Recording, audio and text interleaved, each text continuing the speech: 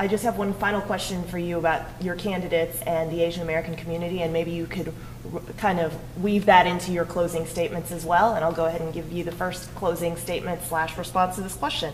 Do either of you think the campaigns overlook the 15 million Asian Americans in this country, and what should Asian Americans do to become a more recognized voting bloc?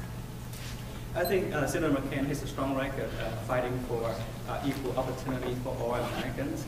He does not run a campaign appealing to different special interest groups, and that is one of the key reasons why, despite I'm myself a very active community activist, I look at him and I recognize a real leader in him. He recognized which are the most important issues our country faces. He recognized that the main thing that a national leader, the President of the United States, needs to run his government. And he's running as our national leader. He's not running to be the Asian American favorite celebrity or community leader. And therefore, however, if you look at his policy, you will see that he demonstrates compassion and he tries to provide equal opportunity for all. One little instance I would like to address is that the Asian American community, we would say, 60% Democrat or 40% Republican. However, on more an organizational appearance, there tend to be a lot of Democratic-leaning organizations. And I think in this election, we've seen a lot of attack on Senator McCain's record to support Asian American issues. I think those are no more than smear attacks because I myself from the Asian American community, I look at his record very well. I look at he's the founder of the Asian American for McCain group. Our website is regularly visited by Obama supporters who failed ever raise any issue related to Asian Americans, but keep attacking Senator McCain for her usage of the word group at one time. And I would like to take the opportunity here to address that issue. I think that Senator McCain used the word to describe those who tortured him back then. But if you look at the character of the man, someone who was tortured by this man, almost every bone in his body was broken. When you see him campaigning across the country, the reason why he doesn't raise his hand like Obama like this or hug someone like this, it is because he cannot raise his hand above his shoulder. And for someone like that, who came back to this country, who spent the past 30 years serving our country, taking on his party leadership, showing leadership on numerous important issues, and now running to lead us to a great era, to propel our country forward, and to be attacked with that kind of smear attack, I think is really speak volume about the character of our community as a whole. And I think that we need to refrain from playing that kind of politics. I think we need to refrain from misinterpreting McCain's word to be more than what it is. And second, Senator McCain recognized that he used the wrong word at the wrong occasion, and he apologized publicly to everyone.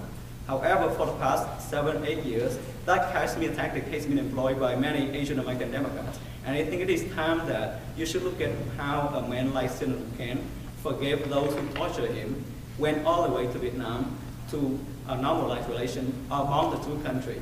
To be honest, I'm Vietnamese American, and many community leaders in my community do not have the courage or the wisdom or the leadership to really support such initiative to normalize relationship between the two countries.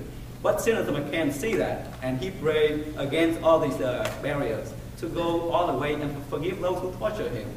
And for a man like that, and to use the wrong word used at the wrong time, and he already apologized to attack the character of such a candidate, I think it's totally a misrepresentation of character. And I think it's kind of small-time politics that make our community look really bad in national politics. And for us to advance, we need to think like Americans. We need to look at these national issues, and we pay more priority, give more priority to those issues. And then we can earn respect of all the politicians or Americans. Only when we start to act like Americans who care about the issues that are most important to our country, we can for sure that politicians will start treating us with the same equal respect, and our voice will be respected in national politics. Thank you. And if you can try and keep it to 2 minutes. Interesting that Senator Shandon feels necessary to bring up the discussion of Senator McCain's supposed smear attacks on him. I think if you look at Senator McCain's record and its history, we're not talking about an isolated incident of using one word that demonstrates his attitude about Asian Americans and other people of color. Just to bring up one quick example, George Wallace Jr., the son of the famous segregationist governor, ran for lieutenant governor in Alabama in 2006. Senator McCain, who is not from Alabama, went out of his way to endorse George Wallace Jr. and campaign on his behalf. George Wallace Jr. is not some prodigal son who has repudiated his father's legacy. On the contrary, George Wallace Jr. is a lecturer on the circuit for the Conservative Citizens Council, which used to be known as the White Citizens Councils in the 1960s, that worked to prevent desegregation. But I think it's more important not to look at these specific instances, but to see if someone who claims to be a leader, someone who claims to be honorable in the way that he goes about his campaign, how does he really demonstrate that? This honorable campaign that he supposedly called for all these months ago has completely has not lived up to those promises or expectations. I recognize that Senator McCain went through something pretty horrific when he was a prisoner of war. It's something I can't even fathom. I can't even begin to understand what he went through. And what he was able to do with normalizing relations in Vietnam is quite commendable. But that Senator McCain is no longer the Senator McCain that we see campaigning today. Nearly 100% of Senator McCain's advertising on the air now is negative. He recently admitted yesterday, his campaign said that they wanted to, quote, turn the page on the economy, on the financial crisis, because they wanted to get back to discussing Mr. Obama's aggressively liberal record and how he will be too risky for Americans. In essence, admitting that the last 31 days will not be about the issues, but about attacking Senator Obama and smearing his character. They admitted months ago that their strategy in this campaign, Rick Davis, his campaign manager, explicitly said this, was not going to be to talk about the issues, but rather to, quote, draw contrast and attention to Obama's character. These grocery sources have been seen in ads accusing Senator Obama of wanting comprehensive sex education for kindergartners, when Senator Obama supported a bill to teach kindergartners about sexual predators, to accusing Senator Obama of wanting to raise taxes on people who make $42,000 a year, when quite the contrary is the case. Accusing Senator Obama of putting forth a government-run health insurance plan, which every economist and every healthcare expert had said is not the case. That's the kind of honorable campaign that Senator McCain apparently seems to be running today, and I'm really sad and disappointed, frankly, that a man I used to look up to, even as a Democrat years ago, has turned the page on such a great legacy in his desperation to become President of the United States. Senator Obama is committed to the Asian American community. I'm a grassroots founder of Asian Americans for Obama, and way back in February of 2007, Senator Obama's brother-in-law actually reached out to me and found my website.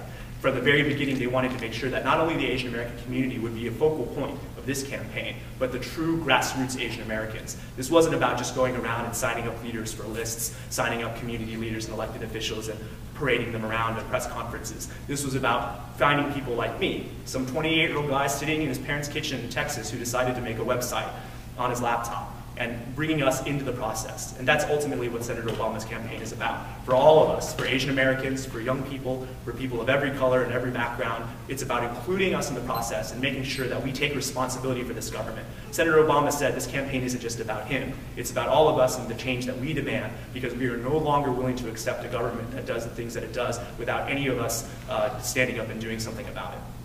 Thank you, and that concludes our very fast-paced debate. Thank you all for being here.